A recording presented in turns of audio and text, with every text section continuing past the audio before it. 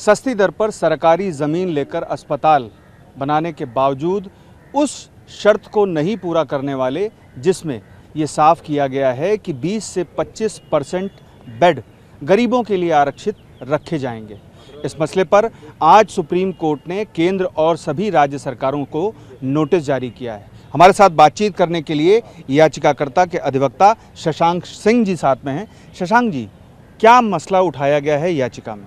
देखिए, ये मसला उठाया गया है एक सामाजिक कार्यकर्ता हैं उत्तर प्रदेश के संदीप पांडे जी, उनके ज़रिए। आज हम लोगों की तरफ से एक वरिष्ठ जो अधिवक्ता हैं संजय पारिक जी, उन्होंने रिप्रेजेंट किया ये पूरा केस। मैं इस मामले में एडवोकेट ऑन रिकॉर्ड हूँ, मैंने पिटीशन ड्राफ्ट करी है। मामला ये है कि इस देश में जो ज़मीनें दी जाती हैं प्राइवेट अस्पतालों को सस्ती दरों पे, उसके साथ एक अनुबंध होता है, एक शर्त होती है। उस अनुबंध की एक शर्त ये होती है कि हम आपको सस्ती दरों पे ज़मीन दे रहे हैं, लेकिन उसके बदले में आपको जो गरीब लोग हैं उनको 20% जो बेड्स हैं वो सुनिश्चित करना पड़ेगा, रिजर्व करना पड़ेगा। सभी राज्यों में 20% है? ये हर राज्यों में अलग अलग है।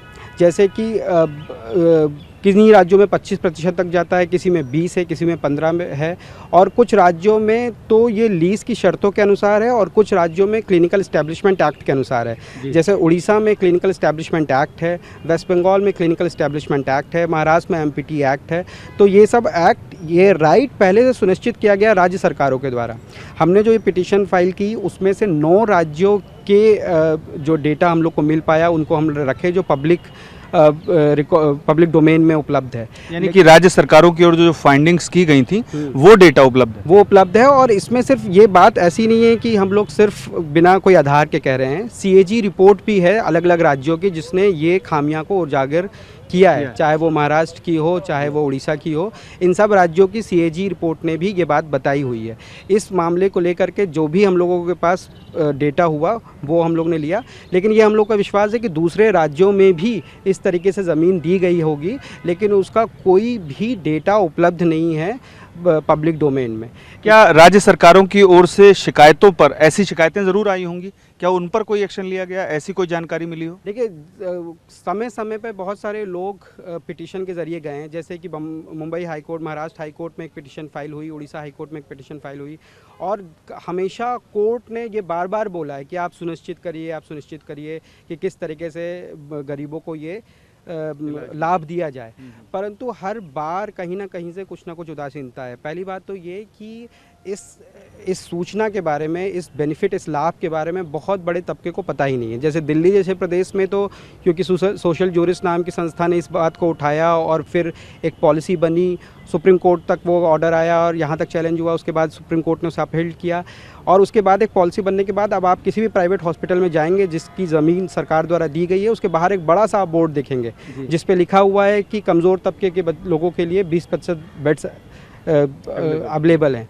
लेकिन अन्य राज्यों में जो स्थितियां हैं वहां पर ऐसा कोई बोर्ड नहीं लगाया जा रहा। उन लोगों को पता भी नहीं है कि ये ज़मीन सरकार की है कि नहीं। ये दूसरे राज्यों में तो एकदम नदारत है। तो दिल्ली में एक स्ट्रक्चर्ड प्रोग्राम, एक पॉलिसी है, पर दूसरे राज्यों में कुछ नहीं है। दूसरे राज्यों में हम ये समझते हैं कि सरकार ने हम लोगों को सरकार ने इस प्राइवेट हॉस्पिटलों को बेड वो दिया हुआ है, ज़मीन दी हुई है, लेकिन उसको, उस अधिकार को सुनिश्चित करने के लिए क्या सरकार ने कदम उठाए हैं वो एकदम नदारत है, ज़ीरो है। तो बहुत बड़े इसमें दिक्कत ये भी है कि ये किस तरीके से ये सूचना गरीबों तक पहुँचे, क्योंकि कोई ज़रिया नहीं है। या तो आप ऐसा बताइए कि आप बोर्ड लगाइए, आप इसका ऐलान कराइए।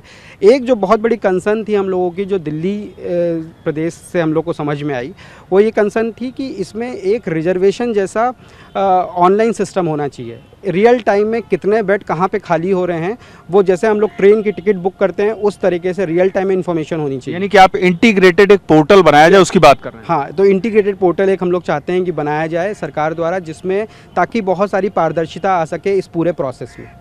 आज सुप्रीम कोर्ट में किस बेंच में ये हेयरिंग थी, और जो नोटिस जारी किया गया है उसमें कब तक केंद्र और राज्य सरकारों से जवाब तलब किया गया? ये मैटर आज जो लगा था वो चीफ जस्टिस ऑफ इंडिया के सामने लगा हुआ था। ये 3 सदस्यीय पीठ थी और 4 सप्ताह का मौन टाइम मिलता है जवाब देने के लिए। हालांकि बहुत सारे लोग हैं, क्योंकि इसमें जो हम लोग ने पार्टी बनाई है वो सब राज्यों को और केंद्र शासित प्रदेशों को बनाई हुई है, तो उसका जवाब आने में वक्त लगेगा। लेकिन एक बात मैं और इंगित करना चाहता हूं कि एक ऐसे ही मसले पे एक और मामला जस्टिस सूर्यकांत के सामने चल रहा है, जिसमें इंद्रप्रस्थ अपोलो पार्टी है और उसमें जस्टिस सूर्यकांत ने काफ़ी आदेश कई डायरेक्शन वो जो मामला है वो पीएम का जो लाभ योजना है, बेसिकली जो आपको कैशलेस कार्ड मुहैया कराता है, पीएम की ओर से मुहैया कराया जाता है पीएम योजना के तहत, तो वो लाभ योजना नई लागू की गई थी दिल्ली में अपोलो में, उसके मद्देनज़र है और उस पर सुप्रीम कोर्ट ने काफ़ी फटकार भी लगाई। लेकिन उसमें एक बात और मैं आपका ध्यान आकर्षित करना चाहूँगा, उसमें एक बात और है। जब आप ऑर्डर देखेंगे मार्च का, तो मार्च के ऑर्डर में कोर्ट ने स्पेसिफिकली ये पूछा है कि अगर लीज़ टर्मिनेट हो रही है तो जब रिन्यू हो रही है तो किन शर्तों के साथ हो रही है। जी। तो ये मामला वहाँ इस मामले से भी कहीं ना कहीं जुड़ा हुआ है।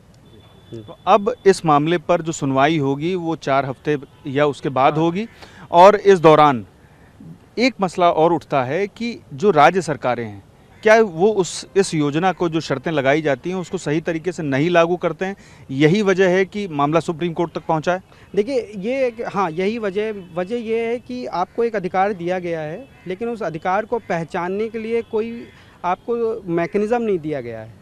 तो आप उत्तर प्रदेश में किसी से पूछें कि बताओ तुम्हारे ज़िले में कौन सा ऐसा अस्पताल है जिसको ज़मीन सरकार ने तो दी है, लेकिन क्या यहाँ 20% तुम अधिकार के साथ जाके 20% सीट में अपना हिस्सा ले सकते हो कि नहीं। तो आपको उम्मीद है कि सुप्रीम कोर्ट में ये मामला चलेगा तो लोगों तक बात पहुंचेगी, लोग अपने अधिकार के बारे में भी जानेंगे, और राज्य सरकारों को भी सुप्रीम कोर्ट जब लताड़ लगाएगा तो वो भी सुधार करेंगे। मुझे पूरा विश्वास है भारत की न्याय प्रणाली पे। मुझे लगता है क्योंकि अभी तक इस अधिकार को सुनिश्चित सुप्रीम कोर्ट ने किया है, और आने वाले वक्त में भी मुझे लगता है कि सुप्रीम कोर्ट इसे समझेगी और सुप्रीम कोर्ट को ऐसा दिशा निर्देश देगी जिससे ये राज्य और बाकी ये प्राइवेट संस्थान बाध्य होंगे इसे फॉलो करने के लिए। हमसे बात करने के लिए बहुत बहुत शुक्रिया। तो आपने सुना एडवोकेट शशांक सिंह को, जिन्होंने बताया कि किस तरीके से राज्यों की लापरवाही के चलते मुद्दा सुप्रीम कोर्ट तक पहुंचा है, और अब जबकि सुप्रीम कोर्ट की ओर से केंद्र सरकार और राज्य सरकारों को नोटिस जारी कर दिया गया है, और 4 हफ्ते बाद जब सुनवाई होगी तब देखना ये होगा कि सुप्रीम कोर्ट का रुख क्या रहता है राज्यों और केंद्र सरकार के प्रति इस मामले में, जहां गरीबों के लिए आरक्षित 20 से 25% जो बेड हैं वो प्राइवेट अस्पतालों की ओर से इसलिए नहीं दिए जाते क्योंकि उनका कोई विजिलेंस नहीं है। पीयूष पांडे, TV9 भारतवर्ष, नई दिल्ली।